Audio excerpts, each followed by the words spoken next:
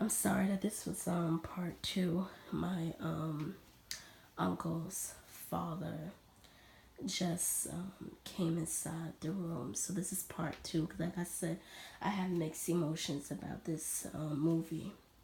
So pretty much was like the grandmother was like, "You need to get paid. You need to get your money." So she's in the park, booing it up with Dre, and she asking Dre like about the money situation, and Dre kind of like shoot it to the side like, "You need to freaking ask Alonzo about the money because that's his group. He manages everything." And she's like, "You know what, I don't really want to get paid anyways.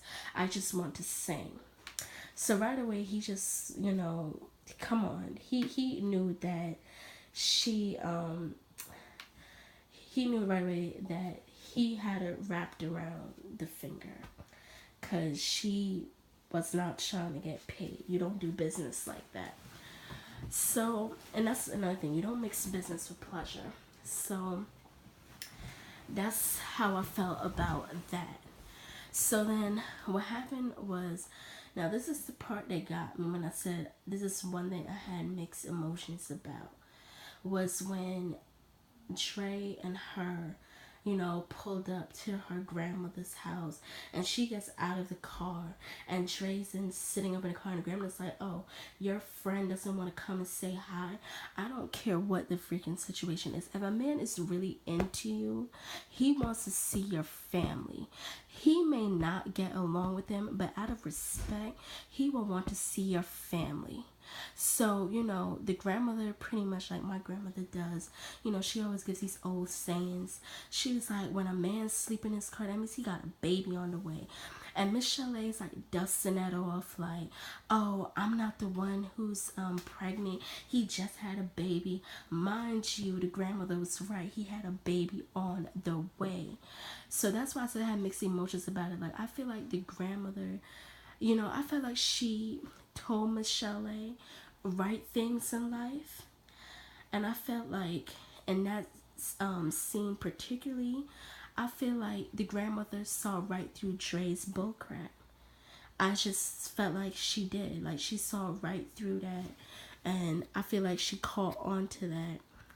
And, people could say, like, oh, when they was, you know, and when Jerry Heller and was telling her to go on a tour of MC Hammer, and that was before, she had the conversation with her grandmother, and her grandmother like checking her skull. To me, that didn't add up to me. Like, her grandmother's checking her skull, to see if she had any bruising, and the grandmother's like, "Oh, you just have to take it." That part didn't add up to me either, because why would she be checking your skull and then be telling you that you just have to take it? So for me, that's why I had mixed emotions about it. I just feel like, she stayed because she really loved him. And she did not deserve that at all. She did not deserve to get treated that way. What Dre did was effed up. So, obviously, like I said, the grandmother was right.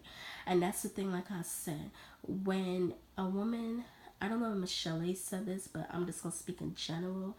When a woman says, "Oh, I didn't know he was going to turn out that way," that is BS. There are signs there. Hello, there is nothing wrong with dating a man who has a kid. But come on, Dre had 5 different kids with, I think it was 3 or 4 different baby mamas. Michelle, what the heck were you thinking? What were you thinking getting with this dude? That's why he knew that she had low self-esteem, because she did not know her freaking worth. You do not get with a man who has that many kids and that many baby mamas. So to me, that was just crazy. And another thing too is when Trey pulled up to this lady's house and he punched a dude, and then he slapped the girl, and he was all up in Michelle's face like, "Shut up." That should have been a sign for her too to leave. You obviously see he got anger issues. So Michelle, you should have been left. The signs were there. He really showed himself out. So anyways, so you know with when she found a thong inside the sofa, and she started writing the song "No More Lies," and he blowing the smoke in her face, and that's the scene. This scene, it affected me, but I'm gonna get into a little bit later. But the scene that really affected me the most was, obviously when he came home drunk and he started beating her up in the bed. And, it's typical abusive man bull crap. He beats her up, he starts crying because he wants her to feel bad for him. And it's such crap because it's like, listen, if you really love her, you would not freaking hurt her. She's the one that's hurting. You're like 6'3". She's 5'2". You're a punk. So, and that thing is just crap to me. But the scene that really got to me was, and when I watched this, like tears were forming in my eyes, was that when she walked into the studio, she had this lady give her like a red wine in a wine glass, and you could tell she was effed up, like she was not in her right frame of mind. Cause Dre was dogging her, and she goes inside the booth and she starts singing, and yeah, she's messing the song up because the song is called "Something in My Heart," and she's not feeling the song. She's really emotionally messed up, and he's pretty much disrespecting her, dogging her. And the thing that got me mad, all them dudes inside that recording studio, and and the females too, no one said anything. So obviously, they weren't her true friends. They weren't looking out for her, because she did have one friend that really did look out for her, and I'm gonna go into that too. And that part just had me so like messed up, because he was really disrespecting. I feel like I was watching What's Love Got to Do with It part 2, with when Ike raped Tina in the studio. Like, he straight up went in there and choked old homegirl out. And he was like, you better sing it like you mean it, or I'm gonna make you feel it when you get home. And I'm like, Dre, no freaking way. Obviously, she's hurt, she's embarrassed. When she's singing it, she's like full of all this emotion now. Because like she's scared. And that part really had me like messed up.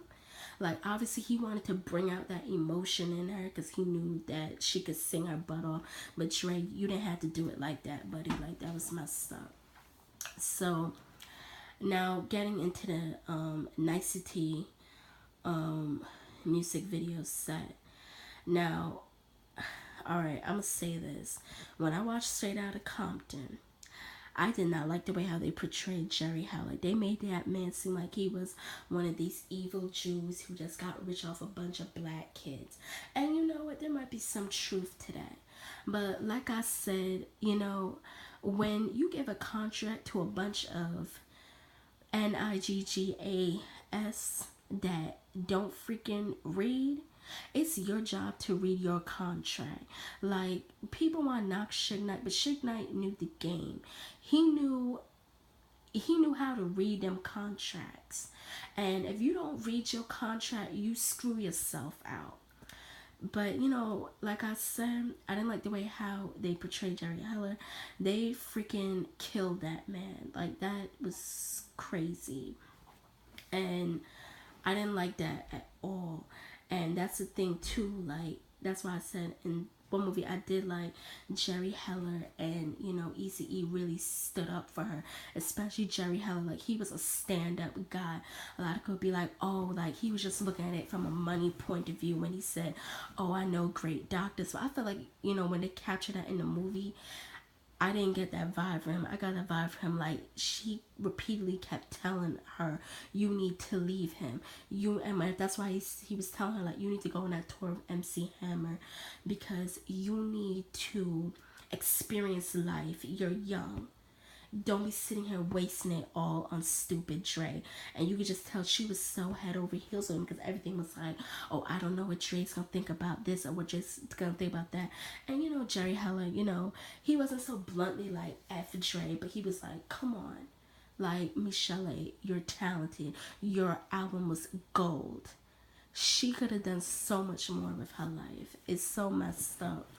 But that's what it was. Getting back to that whole scene was when Jerry Heller was a real stand-up guy, when he told her, like, I'm not leaving you alone here with him. So obviously, with that straight out of Compton movie, they did make Dre seem like he was godly and Jerry Heller was this completely evil man. But, to me, that was a really stand-up thing. Like, he stood up to Dre plenty of times, and so did Easy, especially on that Nicety movie set. And like Dre, he didn't care. He had he had no remorse. Like, he didn't give her no freaking breaks. And it's really sad to see her going through this. Like, of course, when I was watching, I was like, wow, like, why she kept putting up with it. But I felt a lot of sympathy for her. And she did try to leave him. But as you know, in every domestic violence situations are very complex. And it's not that easy to just get up and leave someone. So, I could definitely understand why she felt like she was trapped. So, that whole situation with with um her on the Nicety music video set, yeah, it was another one of those things where people were trying to tell her to get out, but she was not listening. And then she ended up getting pregnant, and he shot at her. And he was like, come here and get this damn baby. I'm like, excuse you? Like, that was so heartbreaking to watch. Also, to see her self-medicate. And I have a soft spot for people who struggle with substances. So that wasn't right. Homegirl did not have to go through all of that crap. And it was it was very much hurtful. So then, so with this movie, they pretty much showed a lot of how her and Dre's relationship formed. But then it just showed, like, it was such a quick synopsis of how her and Suge's relationship formed. And obviously, when she went to rehab, she got herself sober, but she still had them tendencies because she was not able to see through Suge's bull crap. Because I saw, right through it. Of course, like, when he came to the house and was giving her gifts, and she even said it, he was an evil man. She should have stuck to her gut instinct. Jerry Heller said it, and a lot of people think of Suge as that type of person. So in her mind, she should think, well, what makes Suge think, he gonna change up for me? Cause he's that type of dude. He's trifling, and that's what he's going to do. And